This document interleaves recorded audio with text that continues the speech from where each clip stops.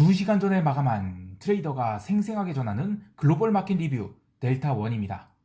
FOMC 이벤트로 우리 증시는 갭 다운 직후 외국인들이 선물 매수를 싸그리 손절하면서 지수를 아래로 눌렀는데요. 생각보다 밀리지 않았죠. 무엇보다도 미국은 나스닥 선물이 무려 1.79% 스트레이트로 상승하면서 거의 종가 고가로 당겼는데요. 그 외에도 시장은 좀 이상한 구석이 많습니다. 예를 들면 증시는 신고가인데 CNN이 그 Fear and Greed 인덱스에서 지금 Fear 쪽으로 가 있다거나 이런 말이죠. 자, 어떻게 돌아가고 있는 상황인지 그리고 어떻게 이익을 챙길 수 있는지 자세하게 살펴보겠습니다. 먼저 아시아 세션 갑니다. 코스피 시장은 현물 동시호가부터 이상했습니다. 시작부터 이상했는데요. 8시 50분까지는 주요 종목들의 매도 물량이 거의 없었죠. 대부분 보합 근처에서 움직이다가 본장 시작되기 직전부터 매도 물량이 보였는데 그러면서 선물 시가도 생각보다 덜 빠져서 출발을 합니다. 433.80에서 출발한 선물은 바로 외국인들이 그 닥치고 선물 매도가 쏟아져 나오면서 빠르게 밀려 내려가는데요. 432.25는 깨기 어렵다고 생각했지만 일단 닥치고 손절이 나오면서 9시 30분에 431.60이 저점을 기록합니다. 자, 그런데 여기서 또 팁을 하나 드릴게요. 어제 외국인들이 시장을 위로 당길 때 미결제 약정을 크게 들리면서 그러니까 이거는 수요일 시장 얘기하는 거예요. 수요일에 외국인들이 선물을 위로 당길 때 미결제 약정을 크게 들리면서 장기 포지션으로 현 선물 동반 매수를 해서 저는 시장이 레벨업을 했다라고 생각을 했어요. 그때의 선물 매수 대금이 약 7천억 정도였죠. 오늘 장 시작 후 외국인들이 1시간 동안 선물 매도를 약 8천억을 퍼부었는데 선물 미결제 약정이 막 늘면서 선물 매도가 쌓인 것이 아니라 미결제 약정이 줄곧 감소하면서 선물 매도가 쌓이는 그런 독특한 상황이었죠. 그렇다면 오늘의 하락은 신규 매도가 아니라 손절매라고 볼 수 있습니다. 그리고 어제 들어온 선물 매수만큼이 나오면 오늘의 시세는 대강 멈추게 되죠. 다만 가격적인 측면에서는 합치되는 가격이 저는 432.5라고 봤는데 그보다 더 아래에서 형성된 것을 보면 고점에서 매도한 입장에서는 아직 온전히 이익 실현, 즉 환매수를 하지 않은 것으로 봅니다. 따라서 전일의 강력한 방향성을 지르는 세력이 판단 실수로 그 이길 포지션을 손절매하게 되면 미결제 약정이 감소한다는 것, 그리고 그 진입한 금액만큼이 손절매로 나온다는 것, 손절매가 완료되는 균형점이 바닥이 된다는 것, 요 정도를 팁으로 남겨드립니다. 자, 이렇게 선물 매도가 나오면서 장중 베이시스가 9월물 들어서 가장 낮은 수치를 기록했는데요. 오늘 평균 베이시스는 마이너스 1.35포인트였습니다. 덕분에 프로그램 차익 매도도 무려 1,500억이나 나왔죠. 비차익 매도도 대량으로 나온 등 현 선물 모두 눌렸는데요. 어제 기관들이 네이키드로 주식 매도 5천억을 넘겼다고 얘기했죠. 오늘은 선물로 일부 커버했지만 여전히 순매도 상태입니다.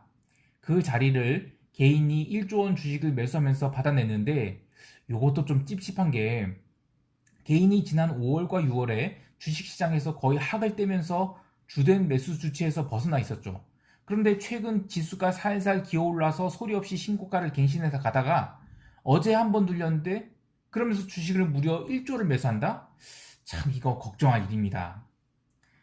다만 이제 옵션 시장에서 변동성은 좀 다른 양상을 보였죠. 장 초반 급락이 나올 때도 풋옵션 변동성이 얼마 뜨지 않았고 오히려 10시 30분 이후로 시장이 조심스럽게 반등을 시작하자 풋값이 아주 아작이 나버렸습니다.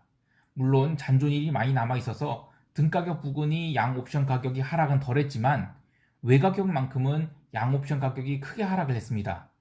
덕분에 풋레이쇼 스프레드를 쌓은 것들은 제법 따뜻한 이익이 나서 넘길 수 있었어요. 개인들도 풋옵션 중심의 스트림 매도를 쌓아서 훈훈하게 이익을 챙겨서 넘긴 것 같고요. 자, 그런데 조금 걱정되는 부분이 있습니다. 이따 총평 때 자세히 이야기할 텐데요. 최근 몇 달간 개인이 양 옵션을 매도해서 꽤나 이익을 챙겼죠. 물론 간간히 들어온 대량의 네이키드 옵션 매수는 죄다 휴지가 됐지만 그 개인은 다른 개인이라 생각하고요. 어쨌든 옵션 매도에 너무 길들여져 있다 보면 변동성이 터질 때 한 방에 아웃됩니다. 이번에 비달러 통화에서 그런 현상들이 있었고 또 상품 시장에서 그런 일들이 있었죠. 이제 증시도 조만간 그렇게 되지 않을까 하는데요.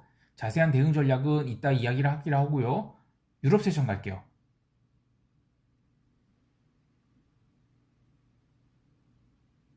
유럽은 오늘 증시만큼은 또 조용했습니다. 스위스 지수가 초반에 마이너스 0.4% 하락을 해서 드디어 음봉 나온가 싶었더니 또 종가에는 플러스 0.17% 상승해서 대단한 상승을 기록했습니다. 내일이 옵션 만기인데 정말 뭐라 할 말이 없습니다.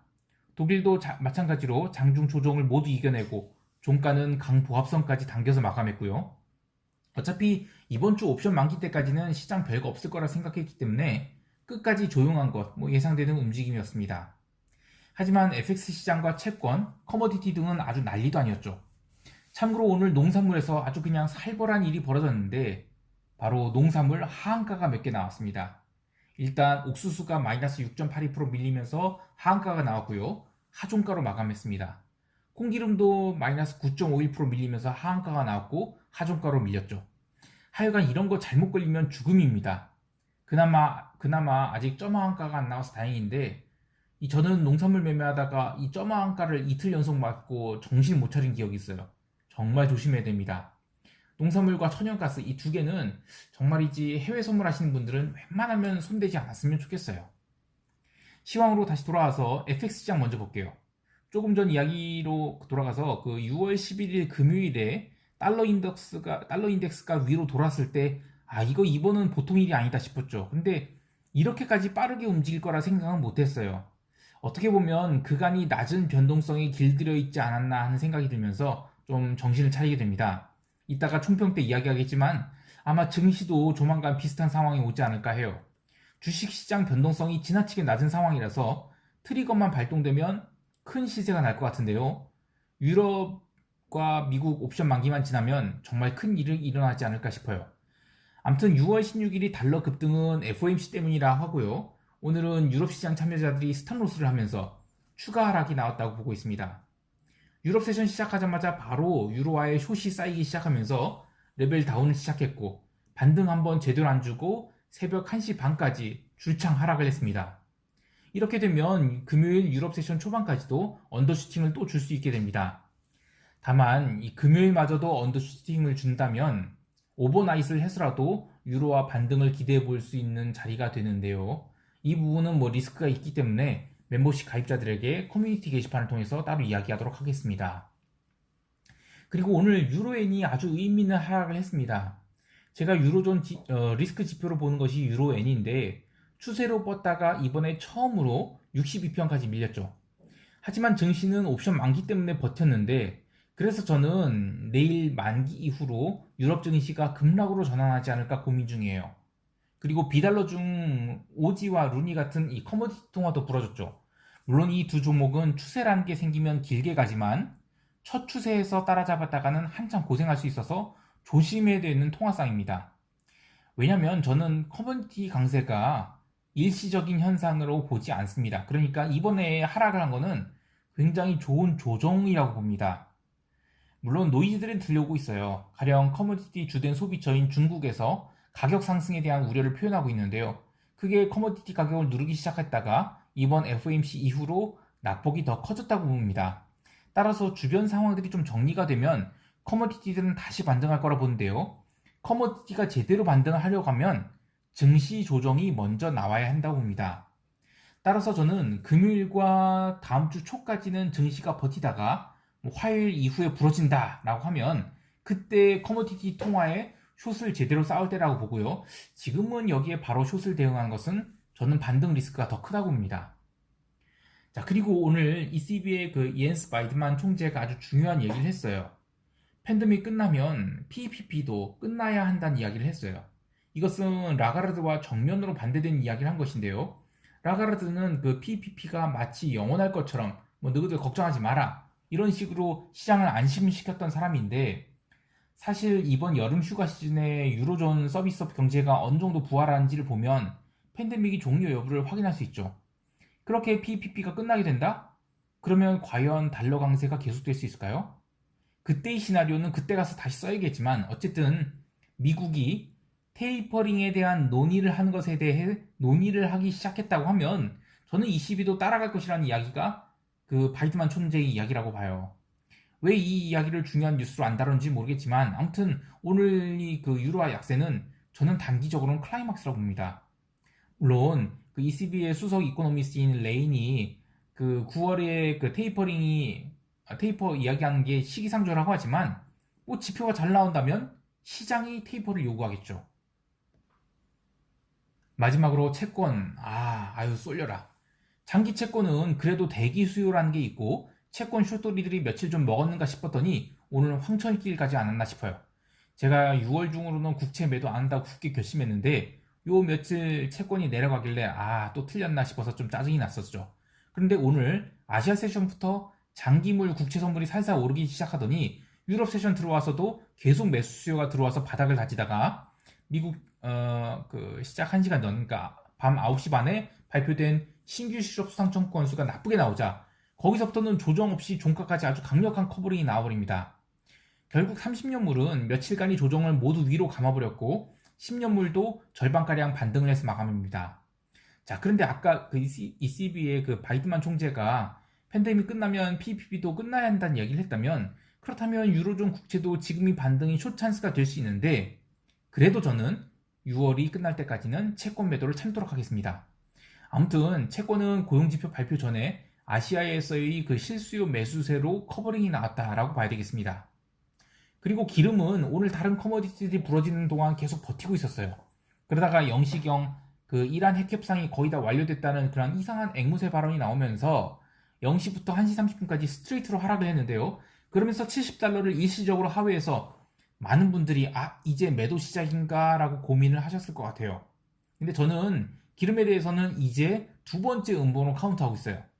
첫 번째 음봉은 6월 9일 수요일이라고 보고요.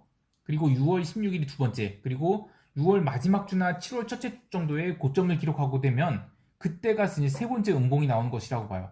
그래서 그때부터는 본격적인 숏대응을 할 건데요. 물론 이것은 중기 전망이기 때문에 하루 이틀 정도는 어떻게 될지 모르지만 어쨌든 요지는 아직은 본격적으로 기름에 숏 베팅을 할 때는 아니라고 봅니다. 마지막으로 골드도 아시아 세션에서는 제법 반등을 한 했으나 유럽 세션 시작하면서 유로화 매도와 함께 강한 매도가 쏟아져 나왔는데요. 골드는 다다음 주가 옵션 만기라서 감마가 살아나기 딱 좋은 상황에서 큰 시세가 이틀 연속으로 나오면서 유럽장 마감 때 일시적으로 1770달러를 깨기도 했습니다. 다행히 풋옵션 매도는 버틸 수 있었지만 이 선물 매수는 스탑이 나가면서 상당히 짜증스러웠는데요. 아직 만기가 2주 남아있기 때문에 골드 풋 매도는 롤링 다운하면서 버틸 수 있겠지만 반등을 한다 하더라도 1800달러를 위로 크게 넘기기에는 또 어려워 보이네요.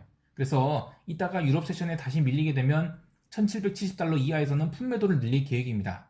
네, 어쨌든 여기까지 하고 미국 세션 갈게요.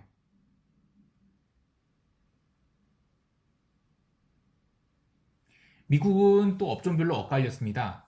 장 시작 전에는 유럽 증시가 나름 조용히 있으면서 크게 반등하지 못했는데 심지어 신규 실업 수상청 건수가 41만 2천 건, 컨센서스보다 나쁘게 나왔고 또 전월 대비로도 나쁘게 나왔는데도 지수 선물은 밀리지 않고 오히려 그 이후로 강세 국면으로 돌아섰죠.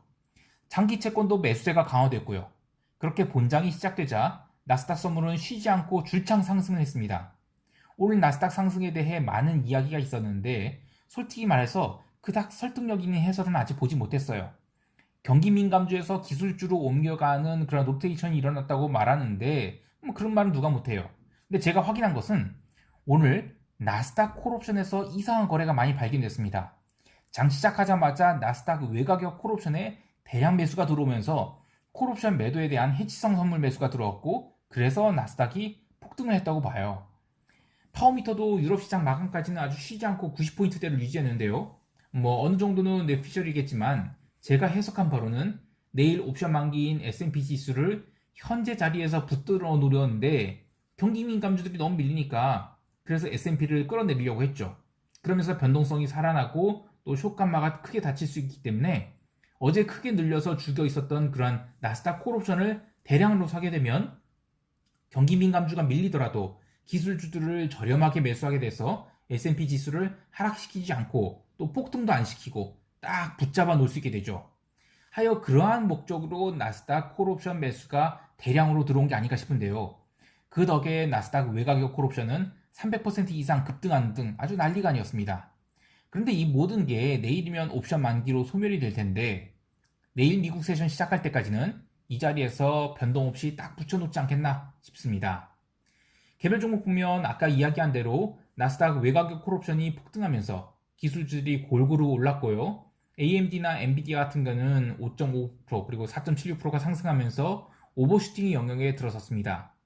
반면 금융주는 이제 가속도까지 붙어가면서 하락을 했는데요. 그 BOA 메릴린치는 마이너스 4.37%의 종가 저가의 하락을 보였고요. 또 찰스 슈왑 같은 증권주도 그리고 AIG 같은 보험회사도 최다 중요한 음봉을 맞아버렸습니다. 물론 기름 주식도 음봉을 맞았죠. 캐터필러 같은 경우에는 127선까지 밀려버렸는데요. 마지막으로 그 VIP샵 장 시작 후 1시간 버티다가 또 밀리면서 $20를 깼습니다. 그래서 추가 매수가 되면서 살짝 긴장이 되긴 합니다만 $18 이하로 내려가게 되면 손절매가 아니라 추가 매수를 중지한 정도로 대응할 계획입니다. 변동성은 장중에 19포인트까지 가기도 했습니다만 계속 그 지수를 당기니까 하락을 해서 17.75포인트까지 마감했죠. 어느 정도 정돈된 것 같습니다만 왠지 변동성이 바닥을 친 게 아닐까라는 우려도 있어요. 그래서 저는 이번 옵션 만기 끝나면 변동성도 바닥을 치고 올라갈 가능성에 염두를 두겠습니다. 하여튼 딱 하루만 더 버티고 보겠습니다. 자, 여기까지 하고 시장 총평하면서 대응 전략 이야기할게요.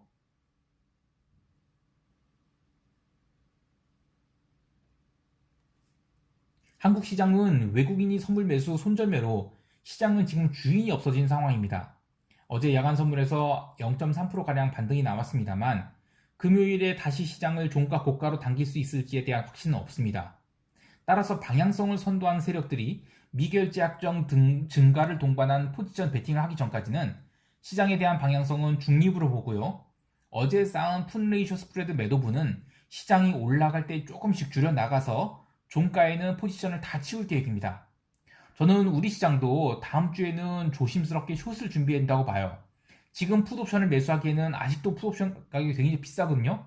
그래서 어제 같은 경우에도 풋이 사라다가 다 죽었어요. 그래서 풋 매수는 이틀 정도만 더 기다렸으면 좋겠습니다. 보통 제가 인버스 매수는 웬만하면 하지 말라고 하는데 그래도 인버스를 살 때가 있어요. 근데 누울 자리를 보고 뻗어라고 이 코스피 지수 200 지수가 2%도 안 밀릴 것 같으면 인버스를 사면 안 되죠. 근데 물론 어제 외국인들이 선물을 때리는데도 지수가 마이너스 0.5%밖에 안 빠지는 거 보면 그만큼 개인 매수세가 강한 건 맞습니다. 하지만 어제의 외국인 선물 매도는 손절매성 선물 매도지 신규로 아래를 보고 베팅한 그런 선물 매도는 아니에요. 따라서 제가 포지션을 잡을 때는 첫 번째는 어쨌든 외국인이 강한 선물 매도가 신규로 나와야 됩니다. 그럴 때는 저는 콜 매도로 대응을 할 거고요. 콜 매도는 며칠 좀 기다리면서 더 늘리든지 그렇게 해도 돼요. 그리고 나서 며칠 뒤에 포지션을 강화하는 외국인이 추가 선물 매도가 나오잖아요. 그럼 그때는 풋 매수로 적극적으로 따라 붙어야 됩니다. 근데 이런 상황들은 잘 안 나오기 때문에 제가 옵션 매수를 권한 때가 적어요. 원래 옵션 매수는 자주 하는 게 아닙니다. 따라서 금요일은 그냥 마음 편하게 시장 보내준다 생각하시고요. 다음 주에 포지션을 잡을 자금을 좀 정비해 두는 것이 좋겠습니다. 해외 시장은 FOMC 푸닥거리가 오늘은 좀 가라앉지 않을까 해요. 골드나 유로도 이 구간에서는 과매도로 보이는데 아무리 과매도라고 하지만 아시아 세션에서 바로 매수하는 것은 위험하고요. 유럽 세션 초반에 마지막 언더슈팅이 나오는 것 확인하고 일부 매수한 다음 나머지는 미국 본장에서 매수하는 것이 좋습니다. 물론 지금은 풀로 매수할 자리는 아니기 때문에 반발 매수를 노린다는 정도의 수량만 진입을 해서 $1,800 근접할 때 이익 실현한다는 목표로 진입하는 것이 좋겠습니다. 그리고 지수 옵션 만기에 대해서 미국 지수 옵션 만기에 대해서 얘기를 하면 금요일 장 시작 직전까지 그러니까 미국 본장 시작 직전까지 한국 시간으로는 밤 10시 29분 59초가 되겠죠. 그때까지만 거래가 됩니다. 그래서 지금 프리미엄 상황을 보면 나스닥 옵션 프리미엄이 굉장히 비싸거든요. 어제 콜옵션에서 큰 시세가 났다고 해서 오늘 아시아 세션에서 콜옵션 사잖아요. 그러면 밤 10시 29분 59초 딱 됐는데 계좌에서 갑자기 잔고가 사라지는 그런 황당한 불상사를 겪게 되실 수 있어요. 그래서 오늘 해외 시장 또한 장 초반까지는 별일 없겠다 생각하시는 게 좋아요. 숏을 본다 하시는 분들은 본장 시작 이후에 대응하시는 게 좋겠습니다. 만약 본장 시작 이후에 시장이 하락할 경우, 특히 유럽 시장 마감 이후에 하락을 하게 되면 미국도 저는 제대로 하락을 하는 첫날이 될 수 있다고 봐요. 그런데 그럴 확률보다는 그냥 오늘도 별 볼 일 없다가 유럽 마감 이후에 상승할 가능성이 있다고 봐요. 그래서 저는 가급적이면 오늘까지도 숏은 참는 것을 권해드립니다. 참 애매한 위치에서 우리 시장이 출발할 텐데 부디 냉정하게 시장을 잘 대응하시길 바라겠습니다. 이상 델타원이었습니다. 감사합니다.